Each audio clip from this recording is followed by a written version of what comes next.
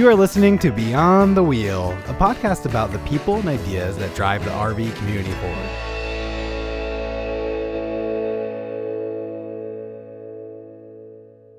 Hey, everybody, and welcome back to the Beyond the Wheel podcast.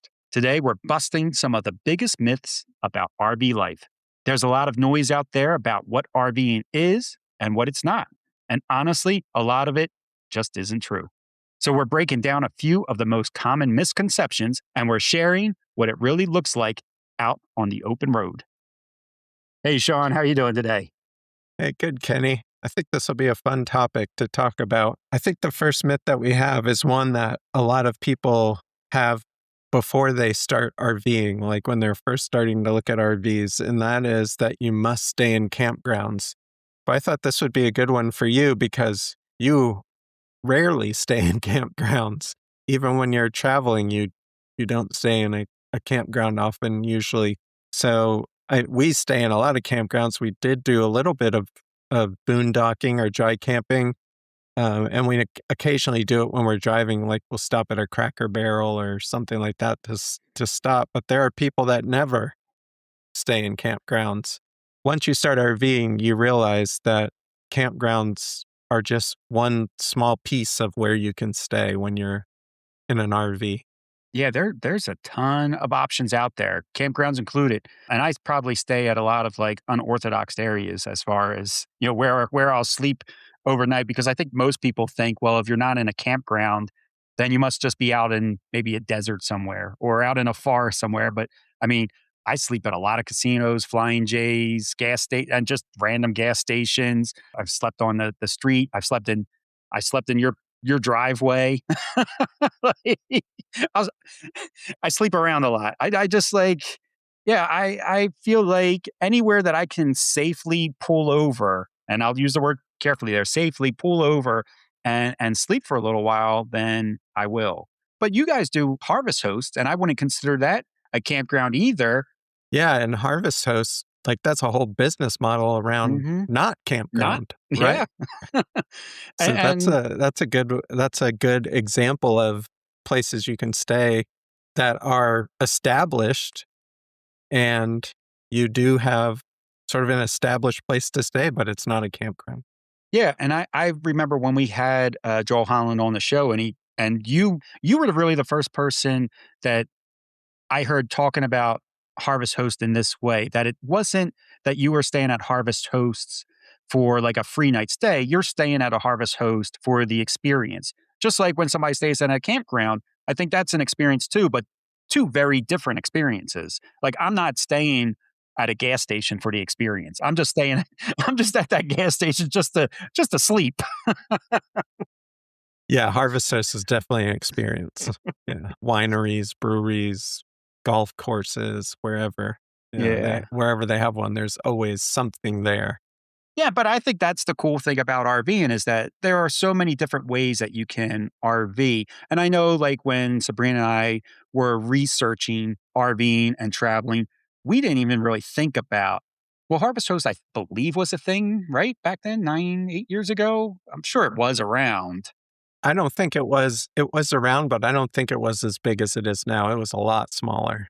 Yeah, so that wasn't really like that type of camping wasn't in our mindset. Honestly, I think Sabrina and I really just thought of campgrounds only.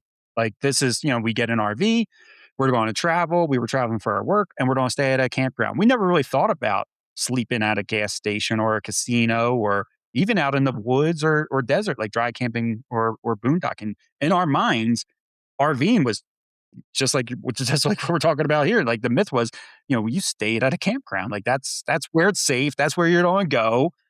That's what makes the most amount of sense. You got your hookups and you got facilities and amenities there, like your laundry and stuff like that.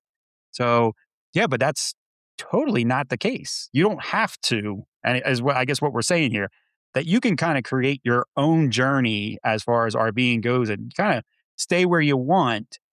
I'm going to put that in quotes too, because you have to be either permission. Like when we stay at a Cracker Barrel or a Walmart, there's several ways that you can find out to make sure that it is okay.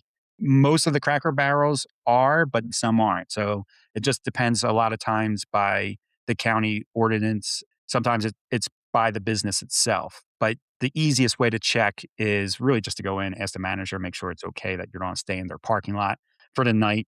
I also use RV Parky and iOverlander. I think they're both great, free, very good apps to use as well to make sure that you are, before you even head in a certain direction, they'll at least give you a heads up if other people have stayed there overnight with no problems anyway. The second myth that we want to talk about is that RV life is lonely. And I think it's actually quite the opposite. Even solo travelers that we know are not lonely on the road. I think it's a choice. RV travel sort of forces socialization, I think. I know that I'm not a very social person, but I do talk to people a lot more when we're traveling in the RV.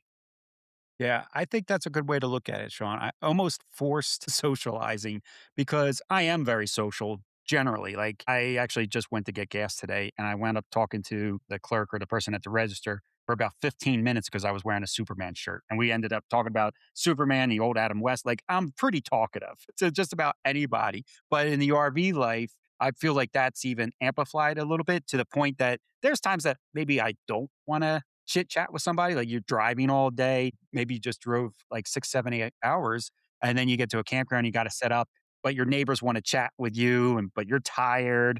But if you don't chat, then you seem like you're being rude. And so I agree about the almost the forced socializing. I will say too that Sabrina and I have made way more friends because of RVing than we ever did living like in an apartment or a house. Like, to this day, we've been in our house now for 4 years, and we only spoke to our neighbors once the first week that we moved in. We haven't spoken to our neighbors since. But yet, when we're out on the road, we're always talking to the neighbors, like at the campground, if they initiate. Like, neither one of us, Sabrina or myself, even as friendly as we are, we don't initiate conversations. If somebody starts talking to us, we'll talk to them forever. But we don't typically go out of our way, unless somebody's got a Jeep or something. I might bring up, I might start a conversation about their vehicle. But yeah, we don't talk to our neighbors. When we lived in the apartment, we didn't talk to our neighbors. But ever since we got the RV, we talk to anybody that we see that has another RV.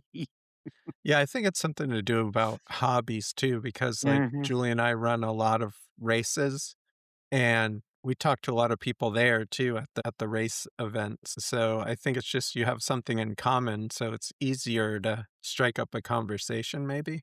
Yeah. It's a great icebreaker. A lot of people I've noticed like the most common questions, if you guys are thinking about RVing, these are the common questions that we typically get. People want to know, where did we just come from and where are we going next? Mm. Like, they're the two most popular questions. If I'm at a gas station, kind of the same thing. People will sometimes ask where I'm going, not too often. They're more curious about how much gas am I putting in the vehicle and Yeah. what type of gas mileage I get. But yeah, at a campground, almost everybody wants to know, like, where are you coming from and where where are you going next? And then, if they're chatty and you talk for a little while longer, they'll want to know like some of your favorite places that you've been to.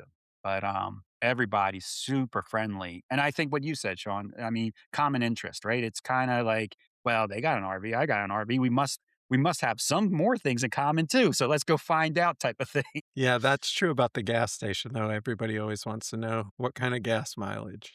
Yeah. I get that question a lot working the shows too. Like, when I'm showing people and giving people tours of RVs, and I'm always like almost afraid to tell them what the fuel mileage is because I don't want to like scare anybody away from RVing. But you definitely don't get into RVing because of gas mileage. Like, they are No. the worst vehicles on the road. Even if your truck gets typically good miles per gallon just driving around, it's not once you start towing a fifth wheel or a bumper pull, even bumper pulls, like you're going drastically drop your miles per gallon. These are not nobody gets into RVing for good fuel mileage. No, that's for sure. And yeah, and I think it discourages people sometimes, like when they hear, "Oh, you only get 8 miles per gallon in your Class A gas coach," and they're like, "Oh, maybe I could find something that would get me 10." Like, that's not a I don't know.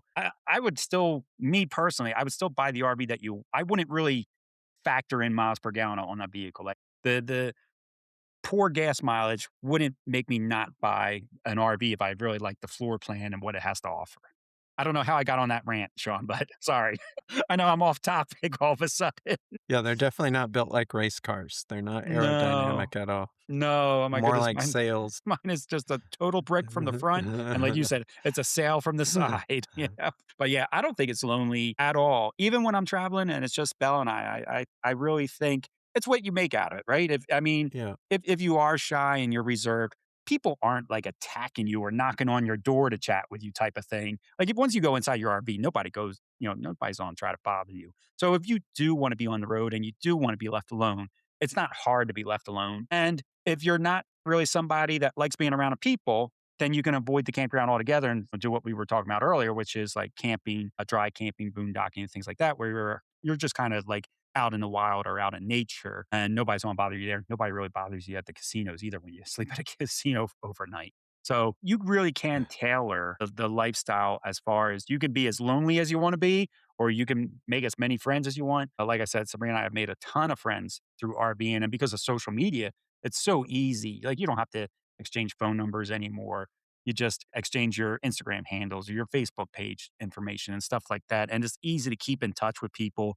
And you'd actually be surprised how often, if you're both traveling a lot, just how often you intersect one another too. So it's a cool Yeah, lifestyle. like for me, I sit outside of my RV a lot because I like being outside when we're traveling. So I'm always sitting outside in a camp chair. So people walk by, they're going to say something to you. And I feel like usually it's more, for me anyway, that I've noticed, I think it's more of just a wave, maybe a short little conversation, and then they move on. It's not like they're not pulling up a chair typically to Yeah. sit with you. And if you have your dog out, that's even another reason for Hmm. them to stop and chat. The third myth, I guess the other one, Kenny, before we go to the third myth, is RV clubs like Oh, yeah. FMCA and clubs like that, where they have meetups all the time. Yeah. So that's another way. Like they have groups based on location, groups based on different hobbies. So you can always meet up with people through RV clubs. Yeah. I honestly think RV life is the most unlonely hobby that you could pick because, like you said, Sean, I didn't even think about the groups, but yeah, you could easily go into those groups and start chatting online with then hundreds of people and do meetups. Like, yeah, RVing is not lonely at all. And there were so many people when Sabrina and I were looking into RVing that were telling us, "Oh, you guys are going to be so lonely on the road," and it's been total. I mean, complete opposite. Like that is holy smokes, is that a pretty big myth? Is the loneliness on the Yeah. road? So the third one is that RVs can't handle extreme weather. I will say it depends on your definition of extreme because, if it's 120 degrees outside, your AC in your RV is not going to be able to keep up with that Hmm. temperature and keep you at like 70 inside. It's going to be warmer. And if it's super cold out, our heater works pretty good, but we'll run out of propane eventually. So it's they can handle it, but it's not like being in your house. Yeah, I agree with you too, Sean, where you say, it depends on your definition of extreme. Like I've been in 8 degrees is the coldest I've been in my Vista, maybe 7. But I don't want to be in that. Like, Yeah. look, I mean, the RV handles the cold better than, and I like the cold, but I don't want to be in 7 or 8 degrees. So I think for the most part, the RVs handle cold as well as we want them to handle cold. Like, I don't know anybody that wants to be in 10 degrees or 15 degrees. Now, of course, there are times that maybe, like in my case, when it was like 7 or 8 degrees, but you're just traveling and you get caught up in a storm, and then that's just that weather for that area type of thing. But most people follow good weather. Like I'm one of the few people, it seems, that are never following the good weather. So I think that the RVs handle temperatures better than most people give them credit for. To be honest, I agree with Sean. Like, I think the RVs have a more difficult time in warmer weather than they do in colder weather. Like our furnace, like Sean said, the furnace in our RV works great too. You do go through propane faster, but it doesn't have any problem keeping us warm inside. But the AC definitely has its limits. Like 8 degrees outside, I can still get the RV up to 70 inside. Yeah. 100 degrees outside, I cannot get the RV down to 70 on the inside. Now, our RV is 28 feet and we only have a single AC unit. That definitely hurts us. Sean, you have 2 AC units and your Cyclone had 3 AC units. Yeah. And could you run when you had your Cyclone with the 3, was The it Cyclone, we could only run two. 2 at a time, right? And Yeah. then, And okay. then Yeah, with our Arctic Fox, we can run both of them if we're connected to 50 amp Oh, you can run power. both? Okay. But then on our batteries, we can run one, or if we're on 30 amp, we can run one. Oh, so you can only do both ACs in your current setup plugged into 50 amp. Yes. Doesn't work with the 30. Okay, Yep. okay. Oh, I didn't know that. I thought maybe But it will definitely, so our Arctic Fox is 30 feet, and with both those ACs running, it'll get it down. If it's 100 out, it'll get it down to 75 easily. that's pretty good, see? Yeah, see, Yeah, that's not bad. I don't think no. that's bad, and I don't even like warm weather, but 75 I think is very manageable. But you For also, Kenny, when you're in the cold weather, you can use space heaters and things like that to keep it warm. We can, but we gotta be careful using the space heaters in our RV because our RV is set up that the furnace is what's keeping our tanks warm. We don't have, like, tank heaters and things like that, like, separate or keeping our plumbing warm. Our furnace, the way that Winnebago has it, it's kinda called Winnebago does what's called a freeze line. So we have an area in our cargo area. Anything above the freeze line, which is our plumbing, our tanks, and things like that, is heated by our furnace. Anything below that freeze line is just open to the cold, basically. It'll get a little warm, but it's not going to be 70 degrees like it is inside our coach. So what we do is I do use space heaters and things like that, but I only use the space heaters when it's above 32 degrees. If it's below 32 Okay. degrees, I make sure that our furnace is on to make sure that our tanks are staying warm, that our plumbing is staying warm, and things like that. Winnebago does use tank heaters in some of their models. I've always been just slightly nervous about tank heaters because there's no guarantee for me anyway that I know if it's working or not type of thing. Whereas I know the furnace, if the furnace is on and I'm warm, it's obviously working type of thing. I've never been a huge fan of tank heaters, only for that reason. Like I'm paranoid, I guess, that, oh, what if the power goes out? Or what if, the lights lighting up inside, but it's not actually turning on down in the heat, the tank itself? I don't know. Yeah, our furnace heats our bays too. Oh, you're set up the So, same yeah, and yeah, I so think keeps that's the everything warm. better yeah, I think that's the better way to go, and I've heard so maybe this is a myth too. I've seen this in Facebook groups where people say, "If your RV doesn't have tank heaters, then it's not a true four-season camper and it can't go in cold weather." I was like, "Wow, I don't think I that's don't think that's true. I don't think that's true at all." I mean, like I said, I've been at 8-degree temperatures with my RV, and I don't have tank heaters because my furnace works that way. So I think there's a Yeah. lot of just misconceptions and what we're doing right here, these myths that people say. Yeah, because I don't like I said, I'm not the biggest fan of tank heaters. Also, when it's too hot, you can use fans too. Like our Mm. RV has a ceiling fan built into it, which really helps when it's hot. Just turn the ceiling fan on and it helps circulate that cool air. Yeah, we because we only have the one AC in our unit, we're a big fan of fans. Well, I am. Sabrina doesn't care for them too much. She's always cold. But so I use 110 fans, and we also have a couple 12-volt fans that plug into like cigarette lighters, the 12-volt outlet type of thing. And yeah, it makes a huge difference just to be able to circulate that air and move it a little bit so it's not so static inside. I'm a big believer in the fans that they will trick me anyway into thinking it's much cooler than it is in the RV just to give me a little bit of that breeze, even if it is a warm breeze. Yeah, at nighttime in our bedroom, we have a 12-volt fan on each side of our bed. Oh, So nice. it we just turn that on and it's fine. Yeah, and they're very efficient. If you're dry camping or thinking about dry camping, fans are the way to go because they use a fraction of the power that an AC unit would use. So you're going to get a lot more life out of your batteries just running a couple fans to stay at a comfortable temperature. Obviously you're not going to be getting it cold like a AC unit would, but you're definitely going to save on some power. Yeah, I guess the bottom line for this one, Kenny, is we've been in really cold and really hot, and I've never felt like I couldn't stay in there because I was uncomfortable. Yeah, yeah, same here, same here. Well, for me, there's been a couple times it's been too hot for me in my RV. Like we've been down in Florida in August, and it was just too much for me personally in our RV. But that was when we first started, and we have done a couple things like we now have a Magna Shade that cuts down a lot of the heat on the inside. We could do it now But when we first started RVing and we didn't have like the Magna Shade and we weren't using fans, we didn't bring fans with us and things like that. Now we could. Now we could do like 110 degrees and we'd be okay. But back in the day, we weren't prepared for it.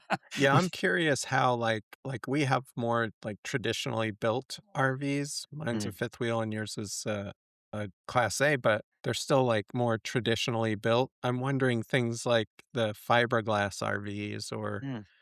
um, the ones with the corrugated sides, like do they handle temperatures differently? I don't know.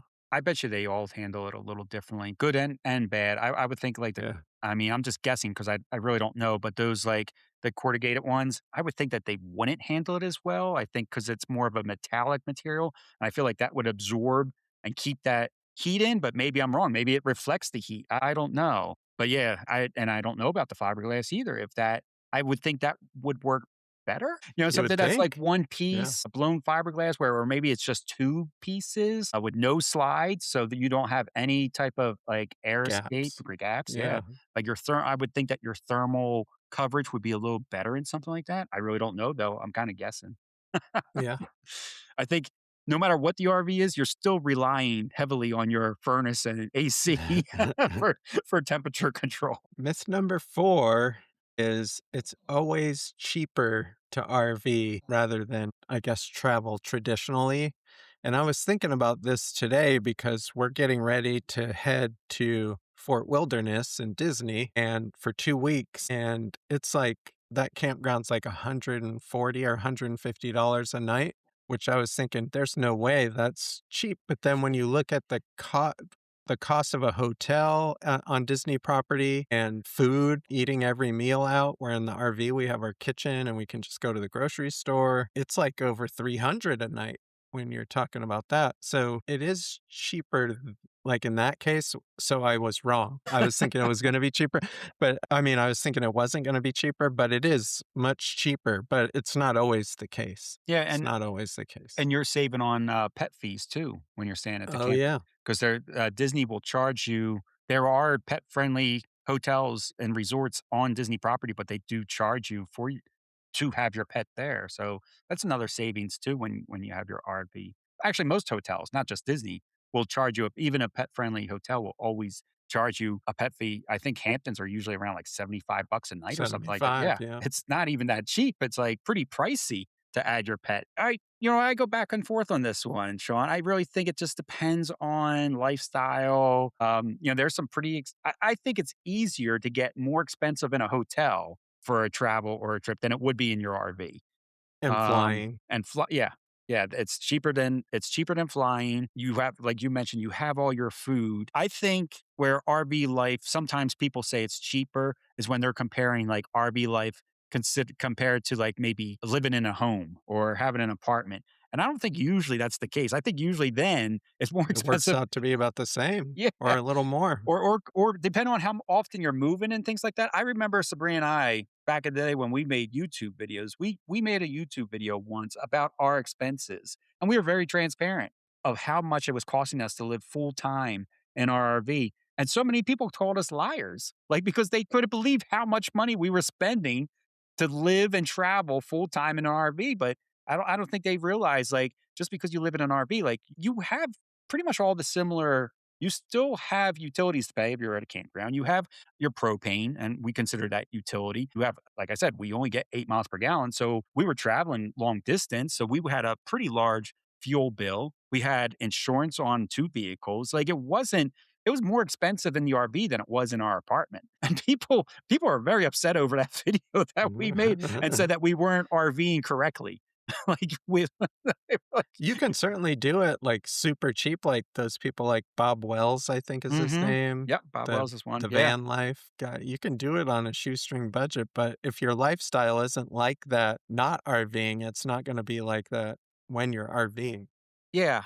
Yeah. And we didn't move into our RV to save money. Like we never thought, okay, well, we're going to save a lot of money by getting rid of our apartment and moving into an RV. That was never really our goal. But maybe if it was, we would have been a little bit more strategic or stingy with our money. But, if we wanted to go and see something, we went and go see something. Yeah. So it really can go either way, depending on how you are. Our friends, John and Nadia, they definitely did, I would say, RV on the cheap. They at one time went over 365 days with never staying in a campground, and they barely moved anywhere for that year too. So yeah, they were pretty cheap that year. That one year, they did RV on the cheap. But I wouldn't say that's the typical. I don't think that's the norm. I think most people that have an RV, they're definitely spending some money. Like for Yeah. one, nowadays too, RVs aren't even cheap. Like you're not Nope. even gonna get a cheap RV unless if it's really hurting. And And then you're there's gonna put some always money. maintenance. Always maintenance on these RVs. Always maintenance on these RVs. Like there's so many things that just unexpectedly like pop up type of thing. I thought for a minute, actually, Sean, you and I were talking this weekend, I was diagnosing my Battleborn batteries because I thought I had a Battleborn battery problem. And it turned out to be a converter problem that actually turned out to be that somebody just at a service center unplugged my converter and didn't plug it back in. So it turned out to be no problem. But for the first couple days of trying to diagnose this issue where my batteries, well, this was the issue. My batteries were dying. So I thought, well, my Battleborn batteries are over 7 years old. I've had them for over 120,000 miles. They're in open air. They're underneath my stairwell where it gets hot and cold. I was like, well, maybe I have just used up my Battleborn batteries. Maybe they're dead. And it turned out they just weren't getting charged from my converter when I was plugged in. So, but that could have been an expensive. Well, one, I did all the diagnostic myself. So that saves money right there. Hundreds. If I would have dropped that off, one, they might not even figured it out that it was just my converter that was unplugged. But if they did, it would have taken time, and it could have spent an entire day at a shop because what I was doing was I disconnected my batteries, discharged each one, then charged them individually, then discharged them individually and measured them to see what the amperage was left in them. Well, that took like a day and a half. So if I had a shop doing that, that would have been astronomical Yeah. for the labor costs. So Yeah. it can add up quickly is all we're saying, but it really can go either way. I want to say though, I bet you more people are spending. See, I'm comparing it full timing though. A vacation, I think RV is cheaper. A full time I agree. living, I think RV is more expensive, depending on how you do it. But I don't Yeah. think it's always cheaper. I'm not gonna say it's not always cheaper. Yeah, when we first started full timing, we didn't think about the cost either. We couldn't decide on a house to live in Tampa, so we just decided to buy an RV and live on the beach for the time we were there. So we didn't think about the expense of it either, and I bet we spent about the same. Yeah, but you were on the beach, So we were on the beach. Yeah. and that's think what it comes down to too. Like, what do you want to get out of it? Like the fact that you guys were able to live on a beach is pretty awesome. Yeah. And even if it costs you a little bit more than like a traditional home style, the life value that you're getting back for them, I think is greater. So even if maybe RVing can fall into a little bit more expense monetary wise, I think life experience wise outweighs it every time anyway. Yeah. That's what I'm going with. Yeah. Yeah. The price, the money you spend has a higher payoff as far as experience. Yeah. And you guys are better at this than we are. We try to plan, we try to budget, but I think RV budgeting can be difficult, even on vacation sometimes. Like, because you get down to a place and you're like, all right, well, you got to be strict. You got to tell yourself, all right, well, this is what we budgeted to go out to eat. And then somebody recommends a place Yeah. that you have to try, but you already spent your money on your. So now you're stuck with a tough decision. Do you miss out on that experience of this amazing place that has live music and dinner and a show, and you're right on the water, or do you break your budget and you go out and you buy that meal? But I think you guys are better at budgeting than we are. It's definitely tough when plus you're in a new place that you might not go back to when you're vacationing. And so you want to experience as much as you can. And so, yeah, it could get expensive, but it would be that way too if you were staying in a hotel and definitely. you wanted to. Yeah.